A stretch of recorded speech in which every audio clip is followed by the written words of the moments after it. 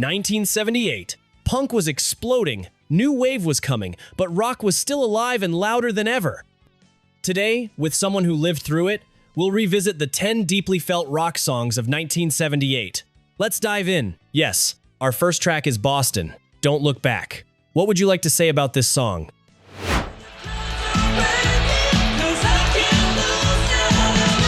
1978, and I remember that Boston was under a lot of pressure at the time. Their first album had been such a hit that everyone was saying they can't do that again. 2 years had passed, and expectations were sky high. And then Don't Look Back came along. To me, it wasn't just a song. It was Boston's way of saying, we're still here, and we haven't lost our magic. Back then, the rock scene was ruthless. Arena rock giants were crushing each other on the charts. Punk was baring its teeth from the sidelines, and new wave was waiting in the wings to take the stage.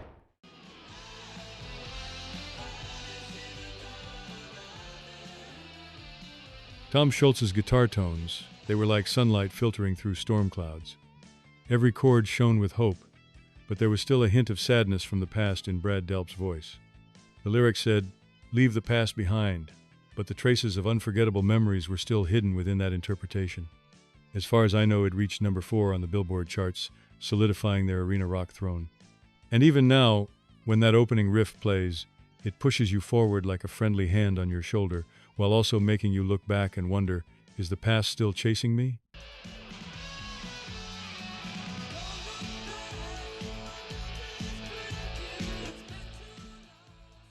I know many others feel the same way.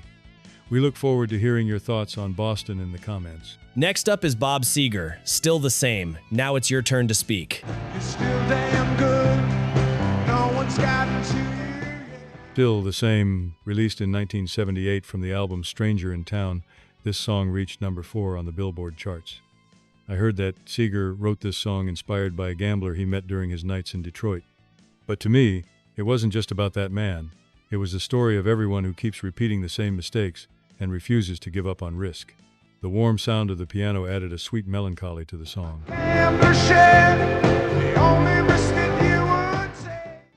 Seger's slightly weary but sincere voice carried a hint of disappointment hidden between the lines. When he sings, "You always said the cards would never do you wrong," one recalls the many times in one's own life when one has pushed one's luck. When he played it at concerts, the audience would suddenly be transported back to their past. Some would think of old friends, others of relationships that had ended. Still the Same, in my opinion, was like a mirror. It showed us the parts of ourselves that never change, sometimes making us smile, sometimes breaking our hearts. Seger's storytelling was simple yet powerful, which is why it remains a timeless piece to this day. You summarized it very well. I agree with you. What if I say Rio Speedwagon, Time for Me to Fly?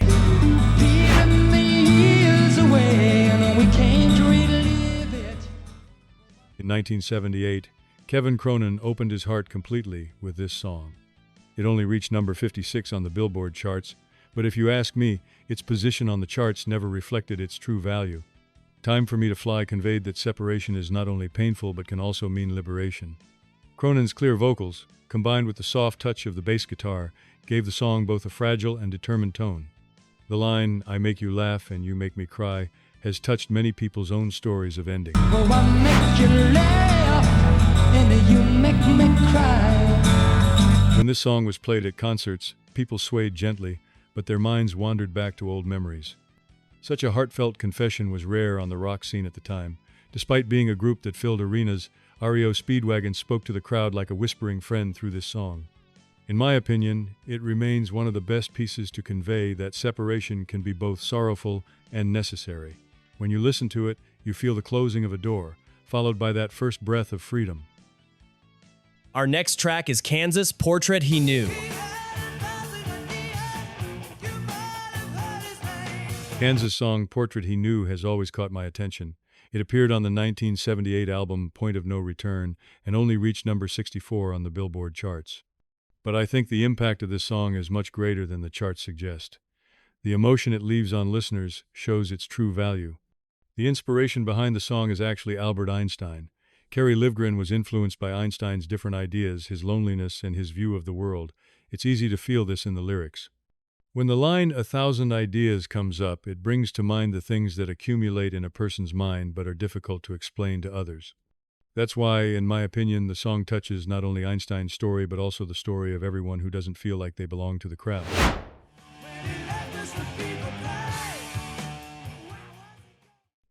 The music is also very powerful. The intensity of the violin, the tone of the organ in the background, and the harshness of the guitar combine to create a striking atmosphere. Extending the song in live performances adds a separate effect. Listeners feel as if they are on a journey into their own inner world. In my opinion, Portrait He Knew is one of Kansas's most special works. It's not just a rock song, it's also an expression of being different, of thinking differently. When I listen to it, it sometimes leaves me feeling lonely, and sometimes it inspires me. Both feelings coexist, and that's what makes the song unforgettable. Next up is Blue Oyster Cult, Don't Fear the Reaper. Even the name sounds a bit creepy. How do you remember this song coming back into the spotlight in 1978?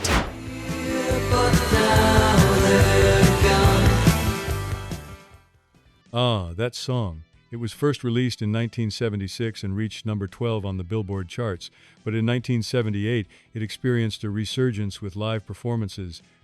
At that time, the theme of death was not often explored in rock music, especially in such a romantic tone. Don't Fear the Reaper portrayed death not as a terrifying end, but as an inevitable and even natural transition. The line, Romeo and Juliet are together in eternity, that showed how love and death could be both terrifying and poetic at the same time. Donald Buck Dharma Roser's vocals carried a calm yet deep unease. The guitar riffs, they gave you the feeling of walking down a slightly foggy road at midnight. And of course, that famous cowbell got the audience into the rhythm at concerts, creating a strange burst of energy despite the song's dark theme. In my opinion, Blue Oyster Cult did something very different here, both lyrically and melodically. Its resurgence in popularity in 1978 demonstrated how powerful the band still was on stage. This song was one of those rare pieces that could make you think and dance at the same time. Next up is Styx, Blue Collar Man, Long Nights.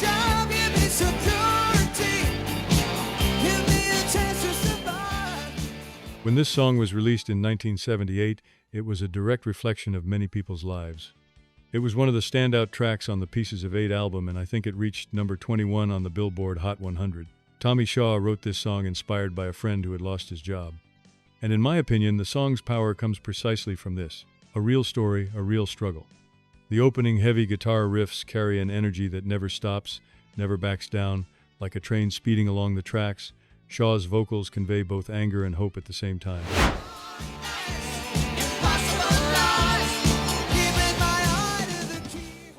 There is no heroic tone here, such as, I am the man who will fight for your honor. Rather, there is a determination that says, I will survive no matter what. At the time, economic hardships, layoffs, and labor strikes were echoing in the music. Blue Collar Man was like the silent cry of blue-collar workers. When played at concerts, listeners who had just left work would raise their hands and shout out every word of the song.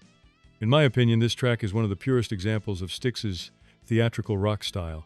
Instead of a slow-paced drama, it's a march that stands tall and embraces the struggle. Even today, when you listen to it, it revives that hard-working yet weary spirit within you. This song has always been a piece that gives me both energy and a sense of distance. What did it mean to you? Next up is The Cars' Just What I Needed.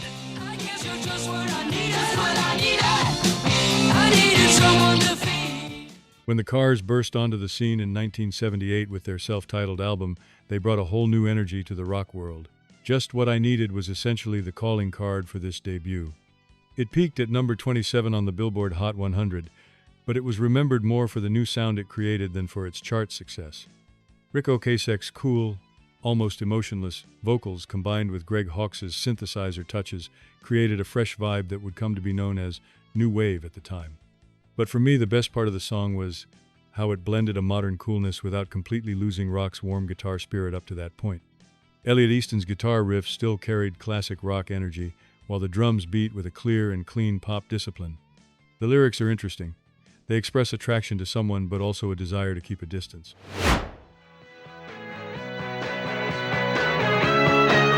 The line, I don't mind you coming here and wasting all my time, carries both a slightly sarcastic and sincere flirtatious vibe. When this song started at concerts, the audience immediately got into the rhythm, began swaying slightly, and some hummed the lyrics with a smile. I think Just What I Needed is one of the songs that best describes rock's transformation in the late 70s. The energy of punk, the structure of pop, and the roots of rock all came together in one song. That's why even today, when you play it, you instantly feel like you're in a club in Boston, New York, or LA at the end of the 70s, witnessing the birth of something new. Our next song is Journey. Sent a letter on a long summer day. This song appeared on the 1978 album Infinity and was a major turning point for Journey. That's because Steve Perry joined the band with that album. In my opinion, Perry's powerful and smooth vocals completely changed the band's identity. Wheel in the Sky reached number 57 on the Billboard Hot 100, but its real impact was the lasting place it earned on the radio and at concerts. The guitar tone at the beginning of the song gives you the feeling of driving down a dusty highway as the sun sets on the horizon. The sky keeps on turning. I don't know where I'll be. Neil Sean's guitar solos reflect the ups and downs of a long journey toward a distant destination. And the line in the chorus, "Wheel in the sky keeps on turning," that always reminds me that time keeps moving and that sometimes we have to keep going without knowing where life will take us. The inspiration for the lyrics actually comes from life on tour. The band was constantly on the road, moving from city to city, waking up in a different place every morning. This meant both freedom and loneliness.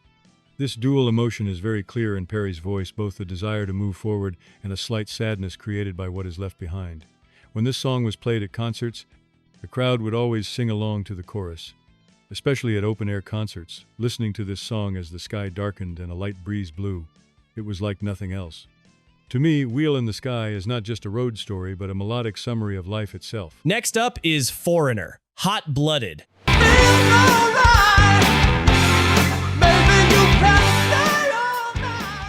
Hot Blooded. Released in 1978 from the Double Vision album, this track reminded everyone just how fiery a band Foreigner was on stage. It climbed to number 3 on the Billboard Hot 100. Lou Graham's powerful, slightly husky vocals combined with Mick Jones's sharp guitar riffs created a pure burst of energy. The lyrics themselves are a challenge. Well, I'm hot-blooded. Check it and see. It's a line that seems to look the listener straight in the eye, both provocative and fun. At a time when the rock scene generally leaned towards serious themes or melancholic songs, Foreigner said with this track, "We're here, we're having fun, and you should join us." When Hot Blooded was played at live concerts, the audience's energy level would literally skyrocket.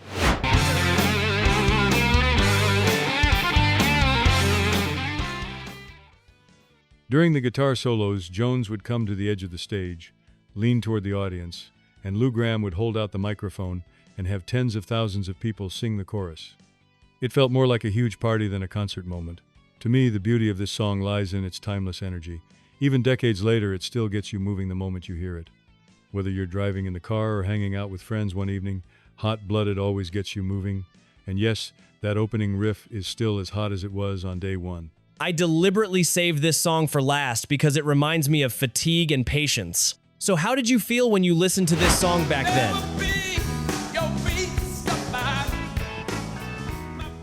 1978 was a crucial period for the Rolling Stones. The punk wave had swept across the scene, with young bands taking over the stage, but the Stones were still standing strong. With the Some Girls album, they seemed to say, "We're not giving up." The most heartfelt and emotional moment of that album was Beast of Burden.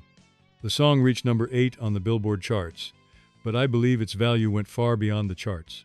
Mick Jagger's voice was completely different on this track.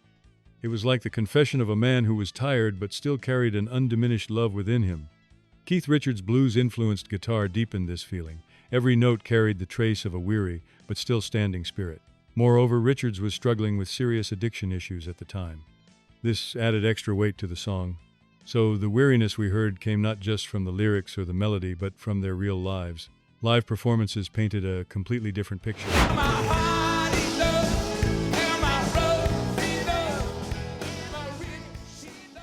Combined with Jagger's agile, theatrical movements on stage, the song seemed to transform into the silent struggle of a couple on stage.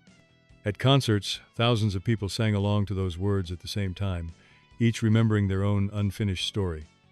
For me, Beast of Burden is not just one of the Rolling Stones songs. It is more of a piece that describes the love that exists even in exhaustion. When you listen to it, you feel both a sigh and a resistance that says, I'm still here. And that's why, even after all these years, it still touches people.